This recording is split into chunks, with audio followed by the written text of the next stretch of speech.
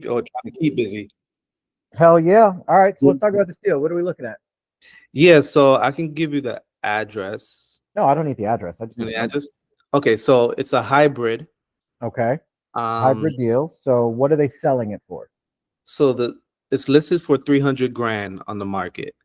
Gotcha. All right. And then what is the mortgage balance? Mortgage balance is $245,147. Okay. So 245,000 is the mortgage balance. And what are you giving them? Oh, I'm sorry. What's the PITI? PITI. 1 second, because the agent did text me. It's 1791. Okay. And what's the interest rate? Interest rate is 3.5. Ooh, that's good. Okay. And then what are you giving them for a down payment? So the down payment was going to be 20 grand. $20,000. Okay. Yeah. So you're gonna give them 20 grand down. That means we're seller financing what, 35K? Um, Yeah, that's right. well, on Deal Sniper it said seller carryback. Yeah, Yeah. 45. Yeah.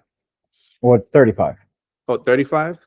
Well, yeah, because the way that you figure it out is you take however much they're selling it for, Yeah. and then you subtract the mortgage balance, and then you subtract the cash to seller, and then whatever's left over is the seller finance or the seller carryback. So in this case, if I add 20 plus 35 plus 245, that gives me 300. Okay. Does that make sense? Run through that one more time for me. All right. So here, let me see if I can, because maybe I'm doing it wrong. I don't think so, but let's check. So if I were to, let me show you share my calculator with you. Okay. So if I take the purchase price of $300,000 Yeah.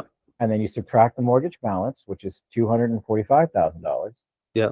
and then you subtract the down payment, which is $20,000, whatever's left over is the seller carryback because that's the part that we're giving the monthly payments are on. Gotcha. So that would make it 35,000. Okay. So that's Follow? basically their equity. Yeah, exactly. That's the equity that we're making payments on every Okay. single month to pay off. Got it. Cool. Mm-hmm. Okay. So we've got $245,000 mortgage, 17,930. What does it rent for? It rents for 2,300. Okay, that's going to be tight. Yeah. All right, and then let's go to the hybrid. You said 1791, right? Yeah. Okay. All right, so giving them $0 on that 35,000, Yeah. the deal doesn't work Right. because we're at 1948. Okay, so this is what you were talking about needing a homestead buyer. All right, so an investor's not going to take this Right. because, and quite honestly, the seller probably won't take it either Yeah. because they're not getting any money on this 35,000. Now, this is such a low amount that if it did cash flow, let's say it cash flowed, right? Let's say, we'll just do 14 should work. Okay, so let's say it was 1,400, right? And Okay. it's like, well, I don't give a damn. I want money, every single month. Well, then you could structure something where it would be like, hey, we'll give you the 35,000. You just got to wait a year, and then we'll hand you a check for 35,000. That's something you can do. No interest, no payments until the balloon, and the balloon on $35,000 you can do a year, no problem. Okay. The only issue is that this one doesn't cash flow Right. or enough for an investor to take it. So you need to find a homestead buyer, and a homestead buyer is the exact opposite of an investor. So let me ask you a question: do you own a house? No. Okay, so let's say you did, right? Yeah. You want to buy a house, but for whatever reason, you can't go to a bank and you can't qualify. Let's say your credit's too low, your income doesn't, whatever reason, you can't go to a bank. Okay. But you've got money saved up because you've wanted to buy a house. You Right. just got turned down at the bank.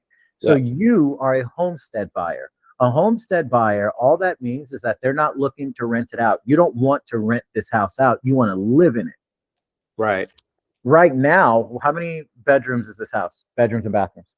This one here is, I think it's 4 beds, 4 bed, 2 baths. Okay. So for a 4 bedroom, 2 bath house in the exact same area, if you wanted to rent it, you would have to pay 2,300. But Right. if you have the money to put the entry fee in, you can own it and pay 1,800. Okay. That's a homestead buyer. Everything's already in place. If you've got the money to pay the entry fee and the closing costs, you can Yeah. own this house. Because you're alleviating that the seller carryback. The buyer doesn't have to worry about that. No. The buyer still has to worry about that because in this situation, I mean, on 35,000, I would be comfortable going $200 a month. And as you can see, this kills the deal for an investor. An Yeah. investor would be losing money, but that's because an investor has to pay vacancy, repairs and maintenance, capex. They're relying on rental rates. A homestead buyer doesn't have to worry about any of this. They don't give a shit because they're going to live in it. There Gotcha. aren't any vacancy issues. I mean, they're still going to do repairs, but they're doing repairs on their own house. They Yeah. don't have to pull out capex reserves. They don't have to worry about cash flowing. This isn't a cash flowing transaction. I This is see. something where I can't buy it traditionally, but I want to buy a house. I've got $36,000. Take my $36,000 and let me move in. Mm, That's a homestead buyer. They want to live in it. got it. So a homestead buyer, even this, what are we looking at? 19. We're looking at about $2,000 a month if you were able to tell the seller, look, we'll cover the mortgage, and we'll give you $200 a month, and we'll pay you off in a couple of years. Mm-hmm. That's still cheaper than the $2,300 a month someone would have to pay in rent to live in this exact same property. Gotcha. That's a homestead buyer. Homestead buyer just wants to live in it. An You're right. investor, they're never going to live in any of these properties. They're looking for cash flow. Homestead buyer doesn't give a damn about cash flow. They don't care what it's renting for because they're Right. going to live in it. You're living there. Yeah. The hard part about a homestead deal is a couple of things. One, you have to find someone that wants to live in the house, in this area, in that market, in that neighborhood, whatever. Yeah. And they have to have $36,200. Mm. You know what's interesting? I know 2 people like that right now. Then you can sell this deal to them. Well, they don't necessarily live in the same area, but I'm just saying, just in I see. personal life. Yeah. But you understand the concept. Yeah, for sure. Yeah, that's all it is. So is it harder to find a homestead buyer? Yep, it Mhm. sure is, because you got a lot of factors. You could find someone who absolutely wants to live in this house, Mhm. but they don't have $36,000. Right. You could find someone that has $36,000 and doesn't want to live in this neighborhood. Mhm. So it's harder, but people want to move. People want to own homes, and they Yeah. can't do it traditionally for the most part nowadays. So yeah, you could post this on Facebook Marketplace. You could post it in a bunch of groups. I got a homestead buyer guy. He's got a whole community of homestead buyers. You can send him the deal. You'll have to give him a cut, but who cares? Mhm. Mhm. So with that, how would I then wholesale something like this to a wholesale buyer and still get paid on the deal? How do you mean? Like, what you do it the exact same way as you would with an investor? It's all exactly the same. Once you find the person, Yeah. then you have them sign an assignment contract saying that they're going to pay $36,000, $236,200 at closing on a $310,000 purchase price. All the terms are there. Once they sign it, same thing. You turn both of those into title and escrow. They'll open up when it comes time for them to sign their final paperwork and deliver their funds. They do it. 10,000 of that goes to you. 20,000 of that goes to the seller, and the title and escrow company closing costs pulls out $6,200. You're done. Gotcha. Clear. So Yeah. the hard part is disposition. Period. It's Yeah. finding the buyer. Finding. Yeah.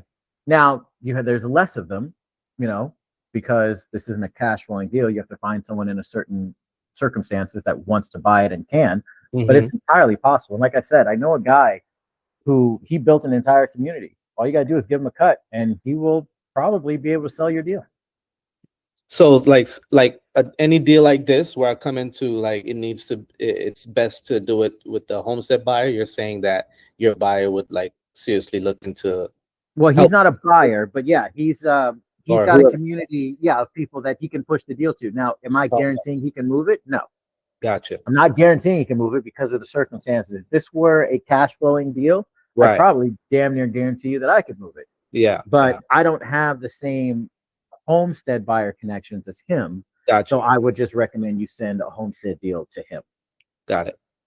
because I just Got it. want you guys to get paid. I don't care about shit else. Yeah, for sure. Okay, cool. Yeah, this clears it all up for me. I really appreciate it, man. Not a problem. I just wanted to understand pretty much all of the avenues to move a deal, whether it's I understand cash, I understand, you know, seller finance, sub two, but this one, you know, it was kind of taking me for a spin there, but I'm cool now on it. Yeah, the biggest thing to worry about is, and this should be standard for any deal that you're doing, especially if it's creative. You want to make sure the house is in relatively good shape Right. because if they're going to be paying $36,200 to buy it, they probably, and I'm obviously making an assumption here, which you shouldn't do, but I'm calling it from experience. Yeah. They probably also don't have another 30,000-40,000 to do rehab. Got it. And if someone's going to be paying that kind of money to buy a house, yes, they're going to be excited. Oh my God, I get to own a property. That's great. I'm super happy for them. But you don't want to sell them a piece of shit either where, you know, the roof is falling apart and they gave you all the money to buy the house and now they're living in squalor. You know what I mean? Yep. 100%. But if the house is in good shape, and Dallas is a pretty big fucking market. Yeah. I mean, you could find someone that would want to live there. All they have to do is come to the table with $36,000. Well, here's the thing. This one is located in Norfolk, Virginia. Oh, same situation. I mean, Yeah. not as big as Dallas, obviously, but yeah, you can. There are people there who would like to own a property. And here's another thing too: they may not qualify for a mortgage, but they may qualify for a personal loan because they don't need hundreds of thousands of dollars. They need $36,200, and they only need that because I put a $10,000 assignment fee in the deal. You could drop that to $5,000 in a second. Now they only need $31,000. Right. Yeah. So that's how I would handle it. Is it harder to do? Yes, it is harder if you don't have the infrastructure or the community already. Yeah. It is harder to find a homestead buyer. Is it possible? Yeah, my team just did one, and we don't even specialize in that shit. And we just did one like 3-4 weeks ago.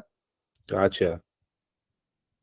Yeah. So I think doable is just like one of the, you know, lesser, you know, routes. Yeah, it's almost like I have this opinion about Airbnbs. So when it comes to the amount of buyers that are available, there are more buyers that will buy a traditional cash flowing long-term rental than there are available buyers that are in the short-term rental market. Are there a lot of them? Yeah, there's just more long-term renters. That buyers that are looking for deals. This is just another tier of that. Got it. So your best bet is to find a long-term buyer. So you need a long-term deal. If you got a short-term deal, that's your second bet, but your buyer pool is smaller. And when you get to Homestead, your buyer pool, depending on how you look at it, is bigger technically because there's more people who would like to own their first home or own a home in general. It's just, do they have the money to close? Got it. Yeah. So yeah, dude, I say go for it. And I would also highly recommend setting the proper expectations with the seller and say, look, your deal does not cash flow. Yeah. I typically deal with deals that cash flow because I know my investors will buy it. If your deal cash flowed, I know exactly who I'd sell it to. We'd be done. But because your deal doesn't cash flow, here's the way I'm going to do it.